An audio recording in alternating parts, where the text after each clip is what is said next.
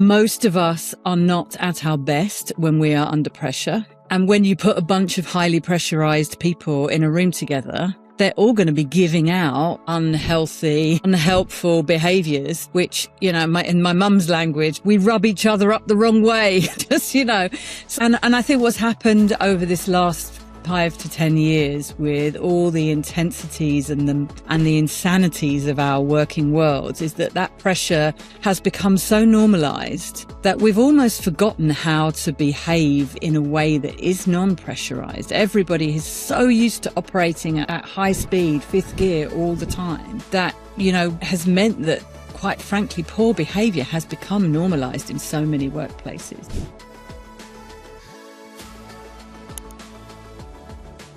Hello, everyone. I'm Jess Chapman, and this is Wired to Work, a podcast about how we work and how to make work better for everyone.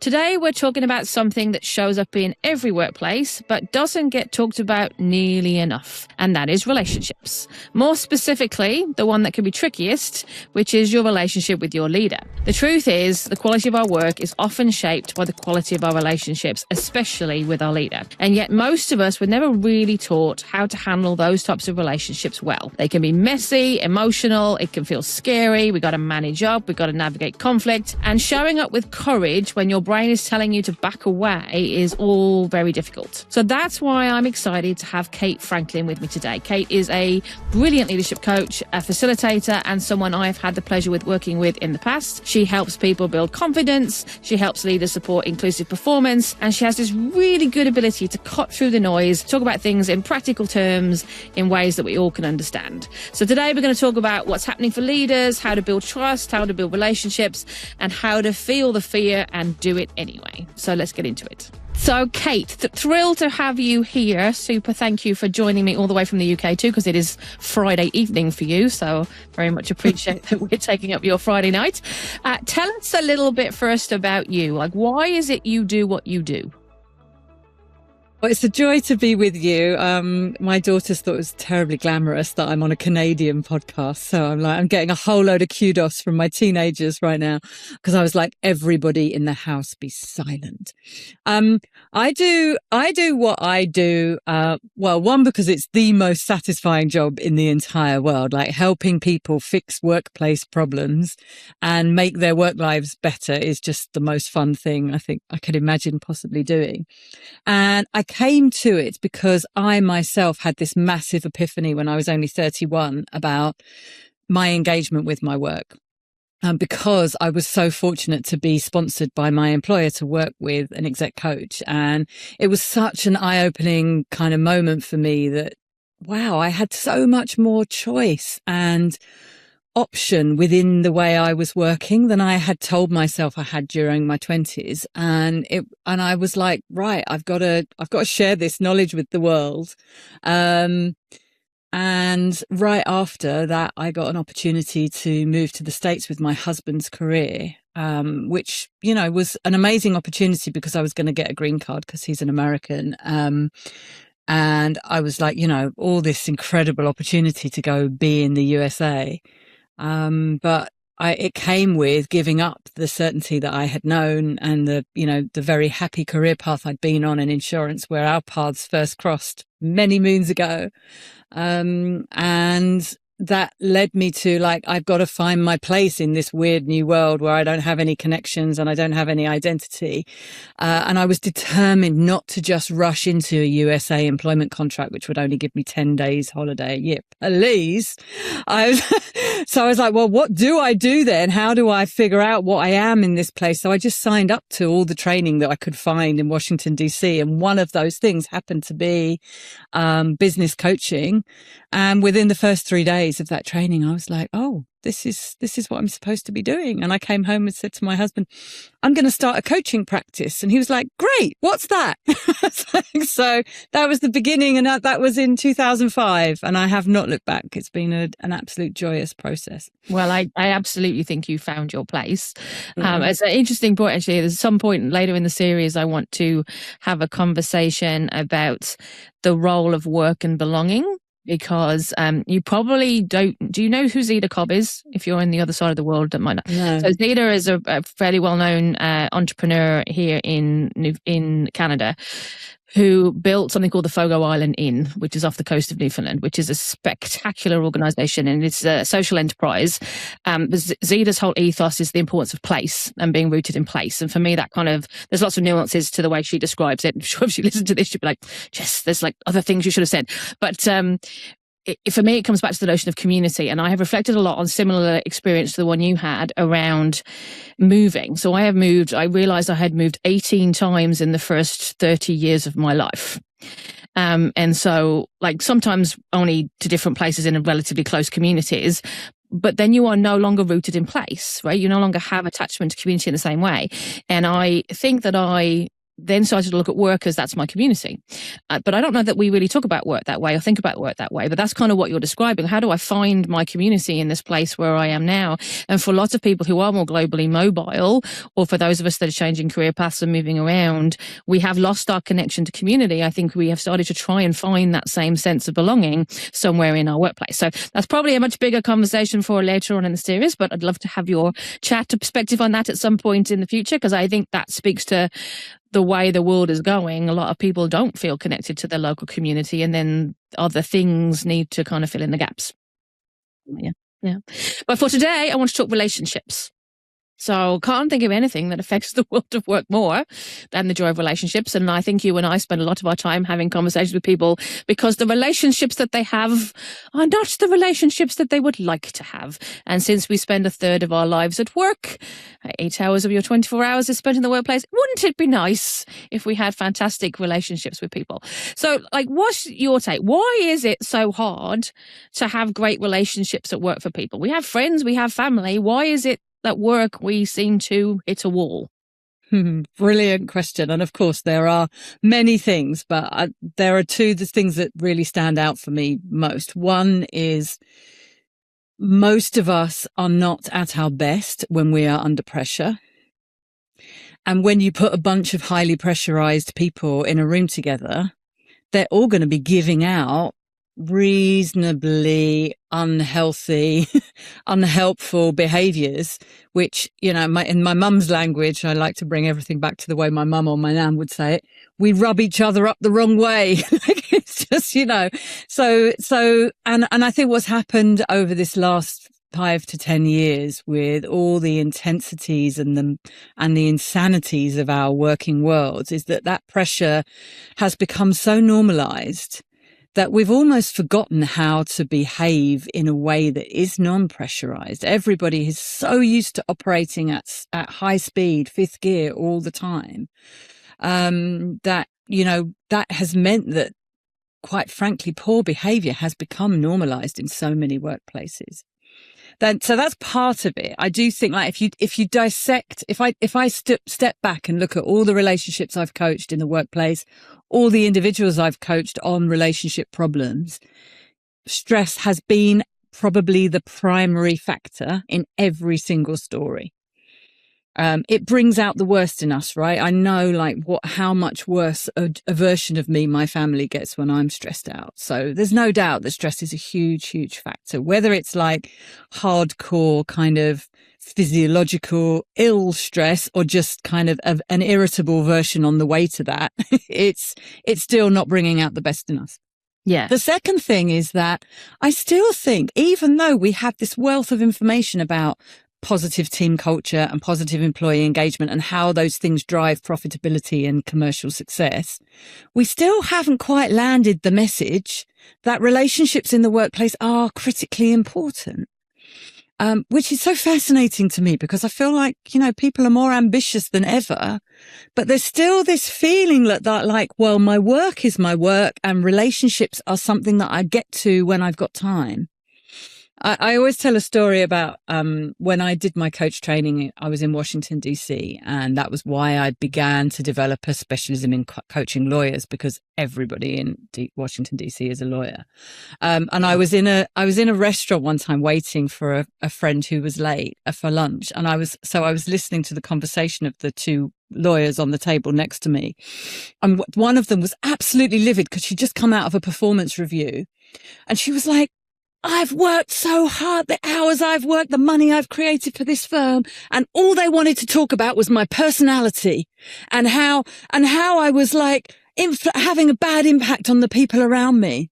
And that's not my work. And I was like, listening, like doing my best not to interfere in the conversation. Let's in for a second. Let's have this conversation. Honey, that is 90% of your work. Like if you are all your work. It doesn't matter how beautifully you are crafting those contracts or those legal documents. It doesn't matter how brilliant your technical expertise is. You could be the best litigator in the world. But if you cannot maintain positive relationship with your colleagues, in order to get the best out of the people around you, in order to build trust and the kind of environment where everybody can do their best work, then forget it. It doesn't matter how brilliant you are technically. And I feel like that it just amazes me how many smart people have still not got that memo. Yes. Sorry, I'll stop. But I think that's totally valid. But don't you think it starts before that? Because if you think about school, what we focus on is technical skills. From the day you go in, maybe not kindergarten. Maybe kindergarten we do the don't punch each other thing, right? Like it's not okay to punch each other. It's not okay to steal each other's toys. But after you get into school, from school onwards, there's no conversation about relational skills being a priority. It is learn your maths, your science, your English. Now, I'm not saying don't, like I'm saying technical skills are fine. But when is there ever a message that we need to learn relational skills? Like, I don't think there is one. So then we're expecting adults, which from my perspective are just very large children, to show up and have skills that we actually haven't taught anybody to have. Then we're surprised when, to your point, we put them under pressure and then they behave in ways that we were like, what are you doing that for? So I think that they're both really good points, but I put the technical one first, actually, because I think what stress does, if you think about what stress does to the brain, if you're sitting in a high cortisol place, what it basically does is make your brain less able to be flexible, right? Your brain is like, I got no time to think about anything else. I'm in survival mode, people. So you're going to get me in whatever way you get me. And that's all you're going to get. I'm not thinking about learning. I'm not thinking about habit generation. I'm not like neuroplasticity, not doing any of that. I'm in kind of reactionary mode. But before you get to that point, that you could still be stressed. If you've got high relational skills, you're probably still okay. But if you're highly stressed and you've prioritized technical skills your entire life, then you're going to show up in a really unhelpful way. So I think that's a really, really crucial point. So, I mean, the bigger question is, how do we get people to prioritize relational skills? If you and I are sitting here going, this is the most important thing, which I am. I wouldn't invite it in if I didn't think it was super important. Have you seen places where they get it? Like, what has made them get it in the places where you've seen it? I mean, I think when it's role modeled, and like I heard you talking on one of your brilliant podcasts around the time of the pandemic, where people were asking you for advice on how do we create a positive culture now that we're all remote. And you said the answer is being intentional.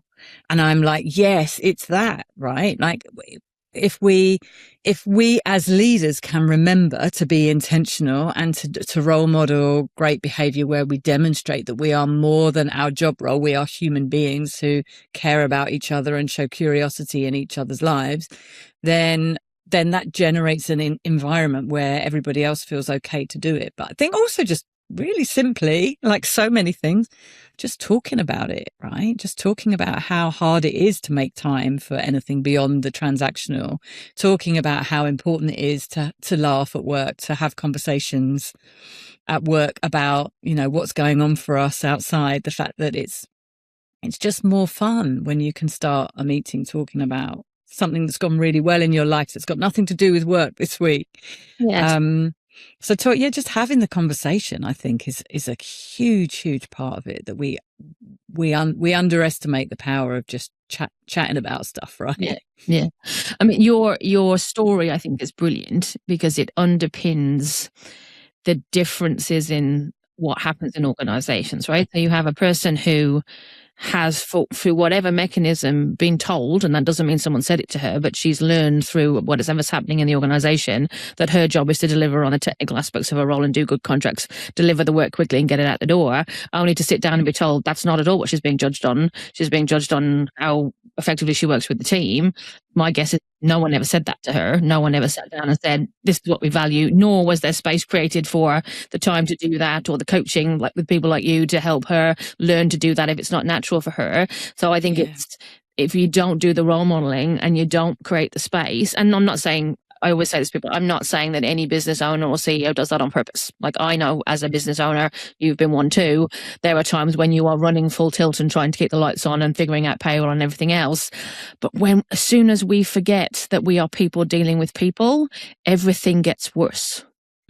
Everything gets harder. If you can just help people create the space to remember, before you have that difficult conversation, you are talking to another person who's probably just as uncomfortable in this conversation as you are. It shifts the lens on the conversation, I think. Yeah. 100%. Yeah. And I mean, I think what you're just speaking to is the criticality of setting out our expectations, right, as leaders. That so often in the intensity of our working lives, we forget to just set out the basics, right? So, a new starter conversation can go along so many really interesting and lines where we're all really energized. What are the key goals? What are the key priorities? What are the things we care most about? You've got to get in there somewhere, whether it's in your initial advertising, your interview, or your early conversations with someone who's just joined you. These are the things that we also care about in this organization. Here are our values, or here is what's, how we want to show up together. Whatever your expression of that is, it doesn't really matter, right? But some expression that says, these are our expectations around how we will show up together and how decent and honest and caring we are going to be with each other. This is what matters. And then a nuance on that, and I still think this is really important to your original question about relationships and why do they get so challenging in organizations. My nuance is like, let's just really not fall into the assumption that you have to be either really performance orientated or really caring. I think there's such an unhelpful misconception in business life, and I've seen it in North America as well as in Europe, of if we put too much emphasis on being good people and caring about each other and relationships, then everyone's just going to sit around talking about their kids all day, and we're not actually going to get any work done. And I'm like, that's not true. If you've got the right people who care about results and outcomes and doing a great job and who are ambitious and driven, it's probably the opposite. You're probably going to have to persuade them to stop and take a breath and have a break and go for lunch sometimes. So like you can have both. It's not one or the other.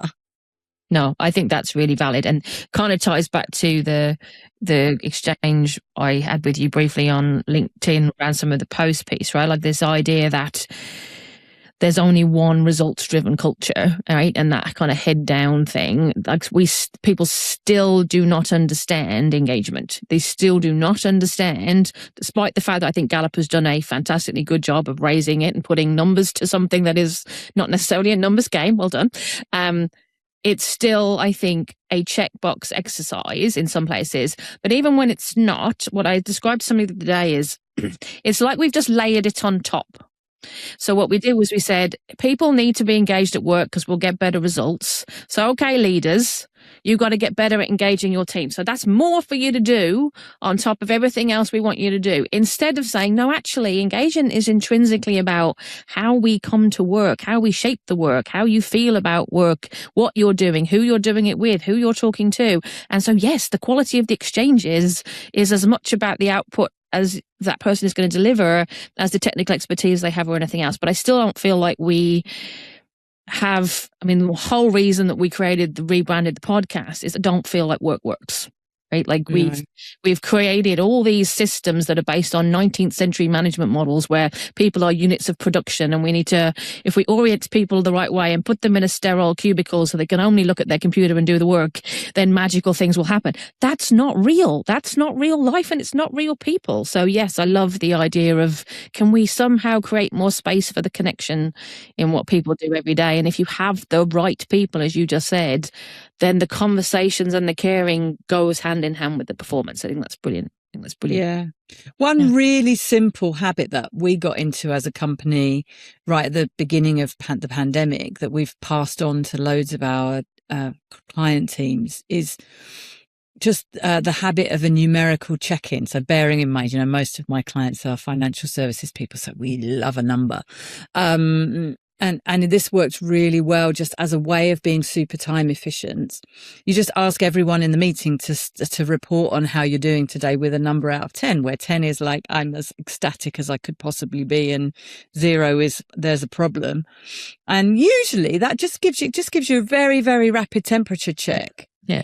And it also means that if there's somebody who's saying, oh, I'm not in a great place today, it's a 4 for me, then you can be like, okay, do you need anything from us before we get going? Usually they'll be like, no, not really. Just know that it's not you.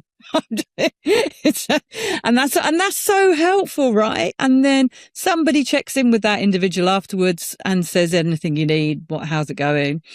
It just creates a basis for us all having a better awareness of what's going on, and critically not taking it personally. If I've had a hideous morning or a really bad night's sleep and my head is thumping and I'm a little bit grumpy today, it's so important for me to let my colleagues know that I'm not grumpy with them. And the more senior we become, the more important it is to get that message through, right? Because if I'm giving off signals that I'm irritable with everyone, I've created a fear culture within 12 hours without even having any awareness that that's what I'm, and certainly no intention. So it's so important that we do that. Yeah. I mean, we talk a lot in my world about intention versus impact. I mean, none of us get it. I firmly and vehemently believe the vast majority of people do not get out of bed in the morning intending to be assholes. They may show up and do that, but that is not their intention. But attribution error is real, right? So when somebody does something that you don't like, your brain assumes automatically that was a deliberate, malicious attempt to make your life difficult. And I don't think this is one of the places where I think remote has all kinds of benefits, but not when it comes to this type of thing, because our exchanges become less obvious. You don't see the body language. I mean, a significant portion of what people kind of communicate to you is body language. And if you're doing everything on a Slack channel or a Teams message, then you're only getting the words to try and discern. It's much easier to figure out, like, okay, that person's not happy today, but I can't tell why. And those little nuggets, like, you don't think about saying to people in a remote team, oh, I had a terrible drive into work this morning. That's why I'm grumpy, but that's why I'm grumpy. But everybody who's working with remotely has no idea about that, because I said that as I was coming in the door and hung up my coat. I didn't think to sit down and tell the people who are in a different time zone, oh, by the way, I'm grumpy today because I had a bad drive into work this morning. It's not you. But again, back to intentionality, we have to be much more intentional with those things and disclosing those things, even with the people who are in front of us. So that's really good. Yeah. And again, I think it's just that pulling out of our transactional immediate to-do list and remembering that the vibe that we're creating, the atmosphere that we're creating is an important part of our work performance in any given day. So just having those conversations that raise awareness around that can be absolutely transformational for that stuff. So important. You and I had an exchange there. It was probably why we ended up chatting again. You posted something that I thought was absolutely genius. You posted lots of things on LinkedIn that I think are genius, but this was the one that made me go, oh, we need to have a conversation. I am seeing more and more things on social media. It's one of those banes of my life, social media. I feel like I have to be there, but at the same time, I'm like, oh, people, we have such an opportunity to make social media a wonderful thing, and look at what we do with some of it. But you posted about leadership. You were posting about leadership, and it resonated with me because I'm seeing a lot of posts that essentially equate this person is for me a bad leader, therefore that makes them a bad person. And I don't believe that that's accurate in 99.8% of the cases. And so actually, probably more than that, because I'm not sure bad person is even a thing, but like, so not on purpose, not aware of it, not knowing what I'm doing.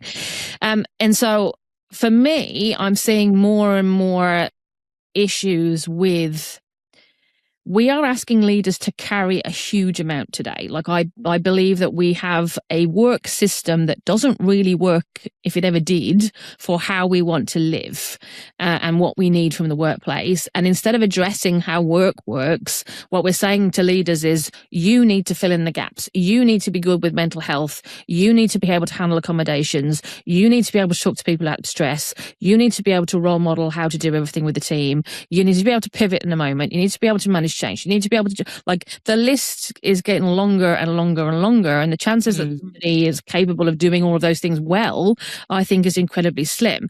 But of course, on the receiving end, we don't look at the system. We look at our leader and go, you're failing me. You're not giving me what I need. So you are the problem. So how, like, you would obviously do a lot of work in the kind of leader employee. Like, what do I do with my boss? How do I build a relationship with my boss? So first of all, how do you recognize, like, what's your take on how, if I'm a leader, how do I recognize when maybe I'm not the best boss? I think I'm doing a bang up job. I'm coming to work. I've got my head down. I'm trying to pedal fast in the environment that you've just described. And I'm not really thinking about my impact on the team around me. How can I get a better sense of how I'm coming across? Brilliant question. Before I go there, can I go first to the thing you were just talking about, such an amazing point, which is how quickly the world of social media condemns bad bosses as bad people.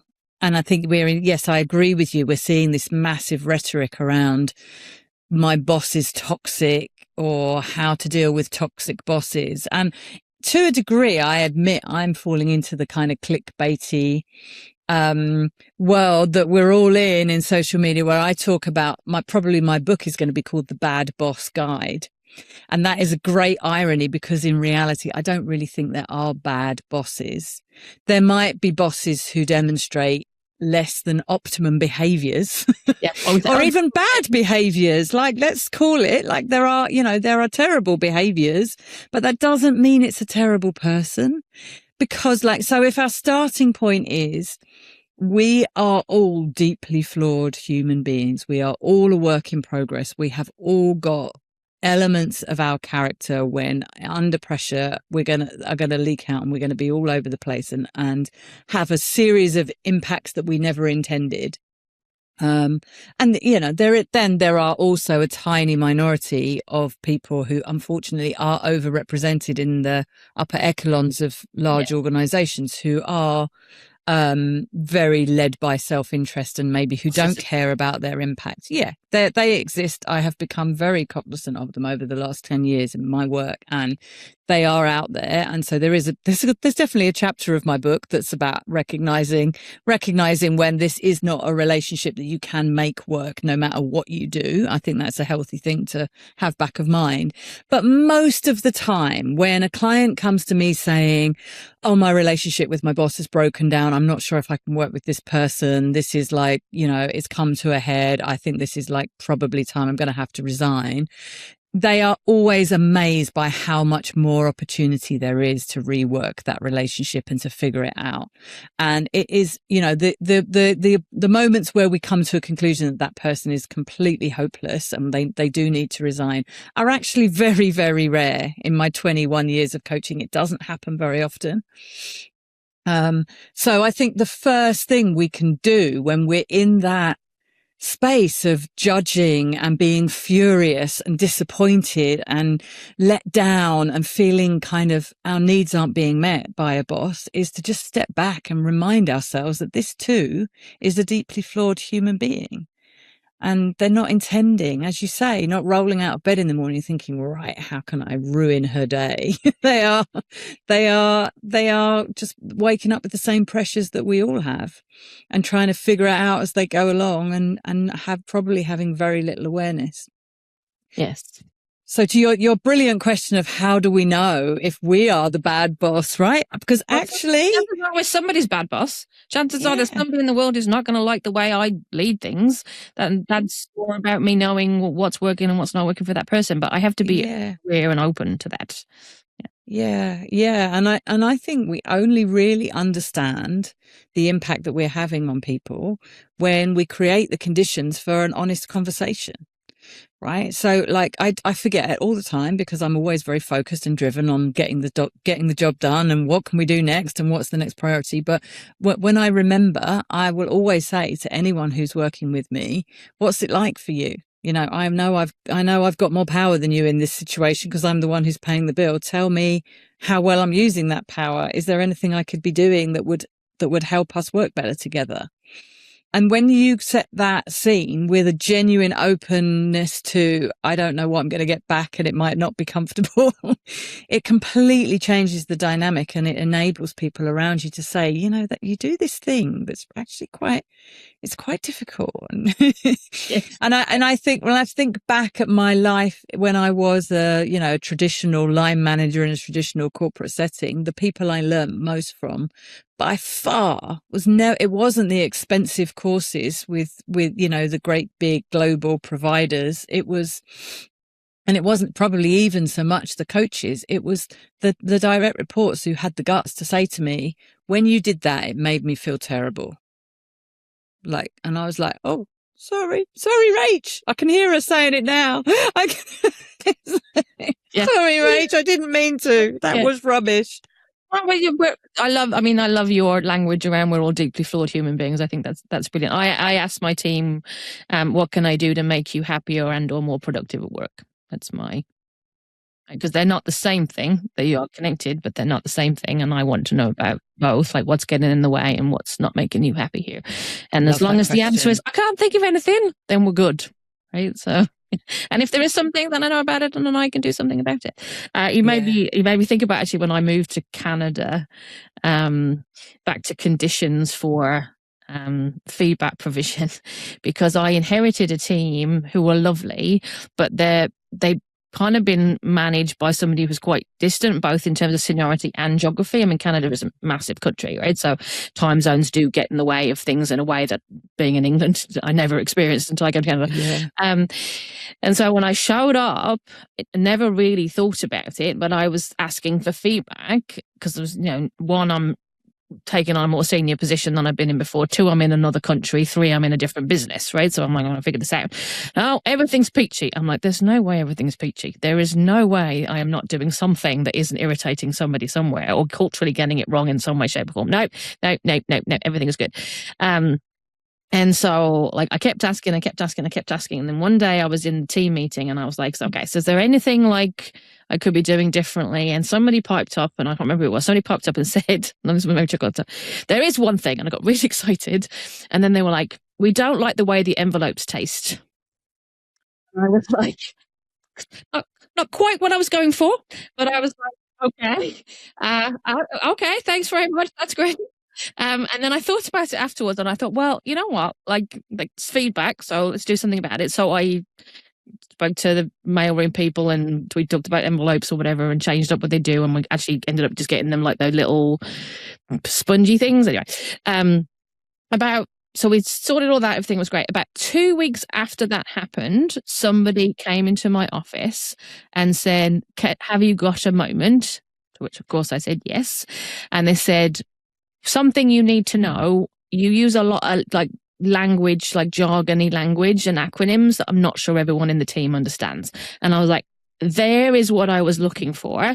But I think it took the envelopes, right? So I didn't laugh about it. I didn't joke. I didn't be like, I'm not doing anything about that. That's a waste of time. Like envelopes are probably as low pain threshold as feedback as you can give somebody. But I think I wonder sometimes if I hadn't responded that way on the envelopes, I got the feedback about the acronyms, right? And so it's hard, right? It's hard to give your boss feedback. It's hard to say to somebody like, I don't know what you're doing. I don't love, that doesn't land for me, even recognizing I'm flawed and everything else. So I think that create the space, but continuing to ask and recognizing the difficulty that people do have giving feedback upwards is really important in that. So if your team's saying to you they don't like your pens or your stationery, change it. Yeah. You lean in. Yeah. And I mean, what you're speaking to there, I love that story. So that's such a great example of the tiny steps we have to take to build trust over time. Yes. Right? That it's all a journey and it all takes time, especially with a new team. And I'm always saying to leaders, never underestimate how long it's going to take you to reconstruct trust if your predecessor created a fear culture or was inconsistent between the messaging that they gave out publicly, like I'm open to feedback, and then actually punished people for delivering it. That's going to take you probably 18 months, if not longer, to overcome that legacy. So it's not all about you. I think that's really important to remember. But the other thing is, like, feedback is a set of skills that not everybody has. And if we don't talk about the skills needed and what good looks like, then it's very hard for people to do it well. And I think that, British and Canadian culture both have this tendency to be very kind and nice. And what that means for a lot of people is that the feedback doesn't come out until the level of frustration is up here and I'm about to explode. I'm so furious that it's all going to come out in a big emotional jumble. And I'm actually going to create a little bit of damage in the way that I deliver it, because I'm now speaking from such a highly emotive place that I can no longer kind of manage myself. I think it's really important to just acknowledge that it's a set of skills, and it is really, really hard. But equally, when we're managing up, it's never ceases to fascinate me how many very senior people I coach can give me all kinds of evidence about how brilliant they are at giving feedback to the people they lead. But when it comes to giving feedback up the hierarchy, suddenly all of those skills fall away, because I think what happens is we forget that senior leader is a human being, right? We put them on a pedestal, perhaps in a good way to begin with. Then we get really disappointed with them because they don't give us the praise and recognition or whatever it is that they don't give us. And then we judge them really harshly, and they end up becoming like a caricature in our mind, like a devil. And we forget that they are, a living, breathing person feeling pain. And so when we deliver feedback to them, we're so abrupt in our own sense of powerlessness. We end up causing so much harm. And I've done that. I did it last year with a client, and it's still agonizing to me that I fell into the same gap, same thing myself that I talk about. But just to say, I completely get it. I understand how power dynamics massively get in the way of our ability to be compassionate with another person. But if we can just apply the same skills and techniques when we are seeking to offer developmental feedback up the chain, as we do when we're offering it to someone who works with us, then we can be so much more effective. Yeah, no, totally agree. And I'd also say sideways too, because for whatever reason, so that concept of first team, I think really applies too, right? So when people talk about their team, they're often talking about the people that report to them as being their priority. But your team is not just the people who report to you. Your team is the people you work alongside every day. It's the person you report to every day. There's quite a lot out there around like the power dynamics piece, in terms of, because we sit in a place of that person has power and control, and we feel that powerlessness that you're talking about, your threat state's higher, right? And so when your threat state's higher, your brain can't handle complex anything. It goes to simplistic as possible. And so that's why we end up being less nuanced, less able to manage our emotions, less control oriented. And that whole conversation about, just take a moment to think about this person as a human being. Like, they're not the VP they're Brian. Right? They're not the CFO. That's Susie. Like, let's think about who they are as a human being. And hopefully you've had the conversations about their kids and their cats and their dogs and their bad weekend and their bad drive to work. And think about those things before you go in and have a conversation with them, because that will tell your brain that you're talking to a person, not to the status, because it's the status that triggers the power piece. Yeah. And we have a thing that I talked about that a couple of clients have adopted, which I love, on the not sitting on it, because the more you stew on it, the bigger it gets in your head, right? Like, you've given all your attention to the topic, so your brain goes, oh, it must be Bob's bad behaviour is really important. So now I'm going to focus on finding every instance that Bob has been badly behaved, and I'm waiting for Bob to be badly behaved. So we have a 15-minute rule, right? If you're stewing on something somebody said or did for more than 15 minutes, then you either have two options. You let it go, or you go talk to them about it. That's it. That's straightforward. And letting it go does not mean you let it go and then you wake up at 3 a.m. thinking about it, mentally drafting emails, going around on how the conversation should go. If you're doing that, you can't let it go, and you need to have a conversation about it. Not as in you did something wrong, but this is my takeaway from our exchange. Can you talk to me about that? Because if you leave it, to your point, it gets bigger. And I do find like the niceness piece is fairly prevalent, right? The I'm going to be nice and let it go only works if you can actually let it go. If you can't, it's going to show up later and color the exchange in a bad way. So you're best off getting ahead of it now than sitting on it for another, 2 months until you go pop, as you described. So yes. Yeah. Yeah. There's also, the age old truth about feedback is if you feel triggered or affected by something that somebody said, it is so much more helpful to have the conversation about it when that person can actually remember that that interaction. Because if you come back to it in 2 weeks' time, I know my memory, I'm just looking at someone blankly going, I can't even remember what I was doing that day. Like what were we talking about? What happened? And it becomes then so much of a more big, awkward thing because you're trying to fill in the gaps of memory. So much better if you can just go back later on that day or the next day. They won't be able to change. I mean, one of the things that's how the brains work is this is a very simplistic, non-technical description of it, but we need two separate neurons to fire at the same time for the person to not do that again. They need to understand, and then the impact of it needs to be felt. If I don't even remember what we did, my brain is not registering that had a negative impact for me to know I need to do something next time. So then you're hoping that person's brain might remember at some point in the future when they're super stressed and running full tilt that you gave them some feedback 2 weeks ago, something they don't like. That's not going to happen unless you give feedback. I mean, there's a reason why when we do things, it becomes habitual. That's because as soon as you do it, you get an immediate feedback loop on it, right? Your brain immediately processes it and goes, oh, that got me this. I should do that again. If you're talking to someone 2 weeks later, never mind at the end of year probation or period, end of year performance review, they are not going to have any of the information they need to actually learn to do anything differently with you. So yeah, for all the reasons we're saying, sitting on it, bad idea. Don't sit on it. Yeah, totally that. The other tip I often offer people in this situation, which can be really helpful, is turn your complaint into a request. So, and I think that can apply in so many different elements of organizational life and frustration. It works if I'm thinking about how do I give this bad boss some feedback about, the way they've impacted me or what, something I'd like them to do differently. It's so much easier if I can go in there and say, please, can I make a couple of requests of you?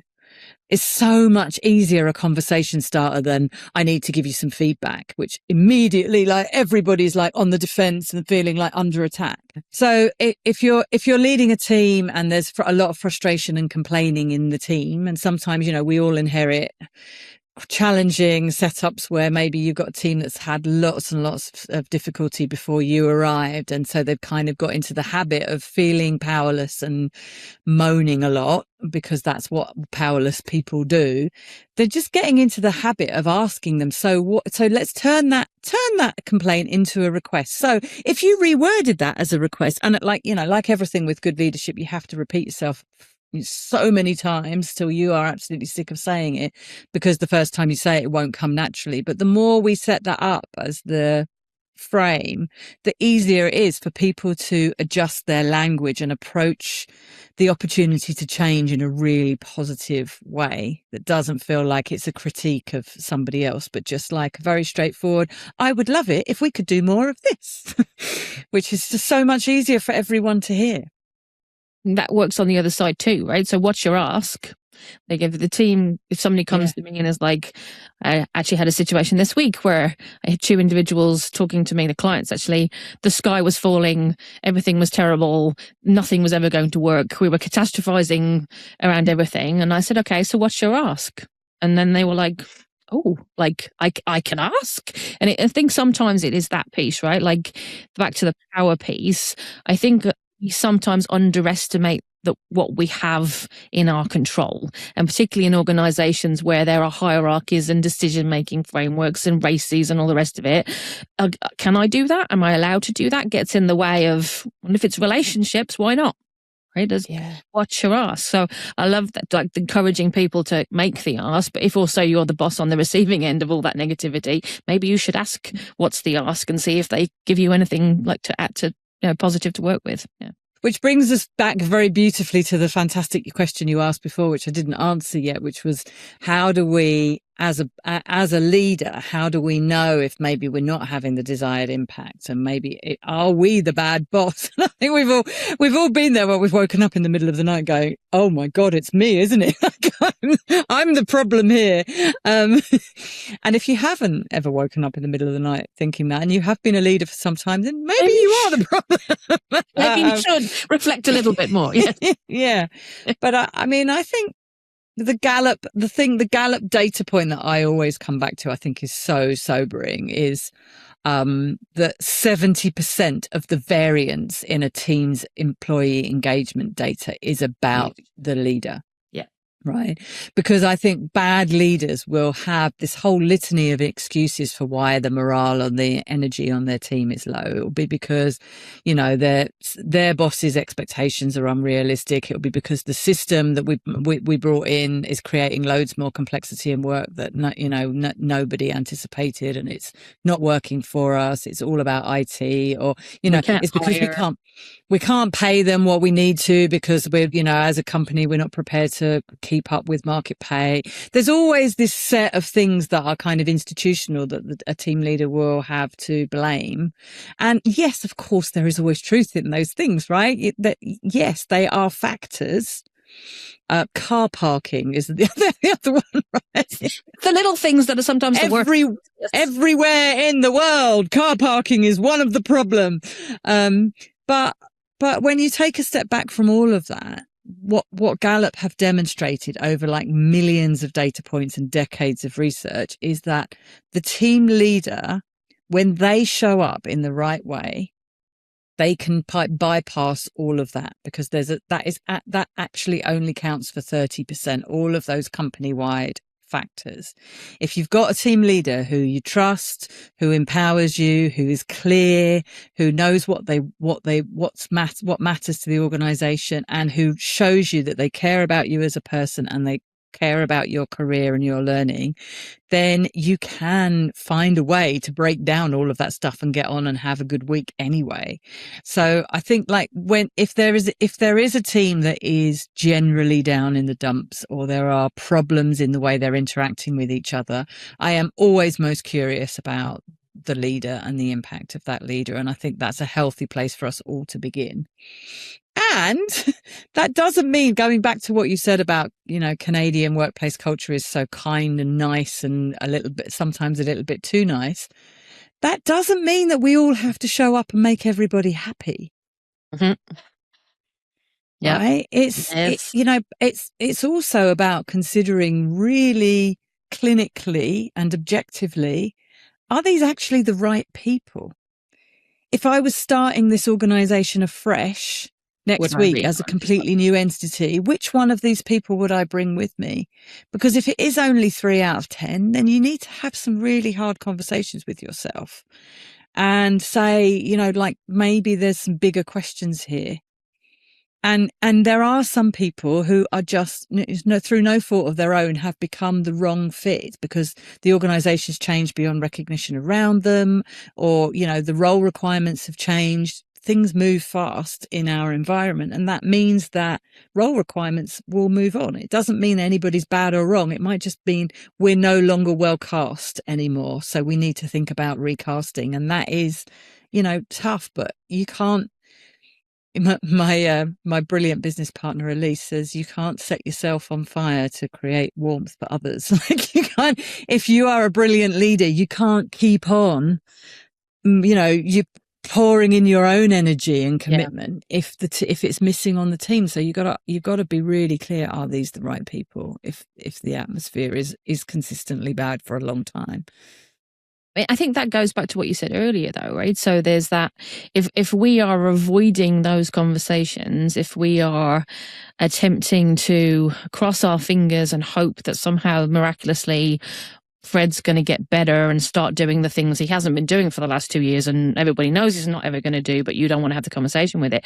Well, guess what? Fred's going to start thinking that you're the bad boss because Fred's not getting what he wants either. Fred's not successful in that organization. He's not showing up to work every day getting accolades and praise. He's getting people grumbly, avoiding him and everything else. And then that's when you have a problem. The more, I think that ties right back to not sitting on anything, and also making sure, to your earlier point, that leaders have the skill set to do that. Because I do think it's hard to discern if somebody is a fit, if it's a fit issue, or if actually that person hasn't had coaching. Like, we still do not train people enough in coaching skills. Like, never mind use enough executive coaching in the world, but leaders don't have enough training on how to coach and grow their people to know how to help those people catch up. And so I loved your tongue in cheek, but I think it's a really valid question of, have you sat down and thought lately about whether it's you? Like, do you have the skill set you need as a leader in today's world? It's complicated now. It is complicated to lead. There is a lot going on, but that doesn't mean you get a pat, you leave it alone and say, oh, well, I've been doing all right up until now. Like, that's not the answer. And yes, I love the 70% point you made, because it's so easy to go, well, I can't hire people because I can't pay them. How you show up as a leader goes an exceptionally long way, as you describe, but also don't lose sight of your ability to influence the organization. I sometimes think if all of the team leads and middle managers that I talk to who were unhappy about certain aspects of the organization actually got together and had an ask instead of a grumble, and went to the senior leadership team and said, can we ask about this, because this is happening and this is the impact and this is what we'd like to do, the senior leader would go, hell yeah, like, I didn't know that was happening. Is it, long as it doesn't cost us an arm and a leg, what would you like to do about it? But again, we somehow feel like we get powerless in that conversation. So, gosh, there's so much in that I want to find a way to put on a billboard and tell the world, Kate. Really, really cool. Well, I think there's a theme in everything we've said, which is we have more agency than we recognise, right? Whereas whether that was me in my 20s at growing up in the insurance industry and believing that the only way to succeed was by working excessive hours, and it turned out nobody wanted me to work excessive hours, and they were very supportive of me reconfiguring all of that and finding healthy ways of doing it. Or whether it's those team leaders who assume that just because something's always been done, then that means we're stuck with it, and we haven't even got together and told our director that this thing that we're spending 20% of our time on is really frustrating and ineffective. And when we do find the courage to get together and tell her that, she goes, oh, we'll stop doing it then. And we're all like, oh, we've been doing it for a year and we didn't realise. or no one gave me the permission to do that, so I'm not going to, as opposed to, do I actually need permission, or can I just go ask the question? Right? There is so much wrapped up in feeling like we need to be given the okay in things instead of asking if we are okay to do things. I love that phrase. You're an incredibly smart lady, Kate Franklin. If the people are not coaching with you now, they should be. Now I'm going to no more capacity, Jess. Oh, it's such a joy to share it with you, and it's so brilliant to hear your take on it as well. It's fascinating to me how long ago it was that we worked together, and yet our thinking is so weirdly aligned, isn't it, on a lot of these points? We're both weird, or we just need to infect the rest of the world to think the way we do about it. Or both, maybe both. I don't know in all of those. If you had one thing you would like to leave everybody with from today, what would it be? Don't underestimate your ability to change the thing that's driving you mad. Love it. And no more needs to be said. Thank you so much for coming on. You're an absolute joy. You have so much amazing insight to share with everybody. I love everything that you're doing. Folks, if you have not followed Kate on LinkedIn and other places, please do. She posts great stuff about workplace and relationships. She's got a load of cool little videos of herself too. Sometimes walking down the street looking very glamorous. I'm on Instagram where I'm new and I desperately need new followers. Please, Coach Kate Franklin on Instagram. I'm Kate Franklin 1 on LinkedIn, which I'm very proud of. The first. So thanks very much, Kate, and I look forward to having you back on a future episode so we can continue the conversation. Thank you. It's been such a pleasure. So that's a wrap for today. Thank you very much for joining in. And if you liked our conversation today, please do like and subscribe. You can find us on Apple, Spotify and YouTube. You can also check out our websites e3.ca and neuroworks.ca for more information about what we do in the wonderful world of work. So thanks again for joining in, and I look forward to seeing you on another episode.